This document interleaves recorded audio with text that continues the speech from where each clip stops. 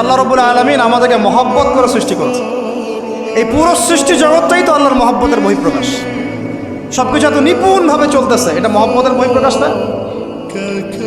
আমি আপনাদেরকে নিয়ে যদি কোনোদিন কক্সবাজারের সৈকতে তারা দেখাতে পারতাম, তাহলে আমি বুঝাইতে পারতাম আপনাদেরকে যে এই মহাবিশ্বটা ঠিকই আছে কিনা।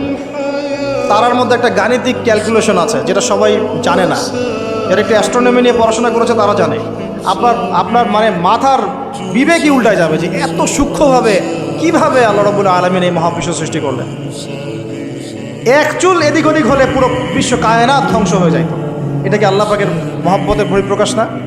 আল্লাহ পাক তো বরং বলেছেন পুরো সৃষ্টি পরিবারটাই আল্লাহর আল্লাহর পরিবারের অন্তর্ভুক্ত। সুবহানাল্লাহ। এমনকি আল্লাহ পাক আমাদেরকে বলেছেন তোমরা জমিনবাসীর সবার উপর রহম করো। ইরহামু মান ফিল আরদ ইয়ারহামুকুম মান ফিস সামা। তোমরা সবার উপর রহম করো, দয়া করো। দয়া রহম এটা তো মহব্বতের একটা অংশ।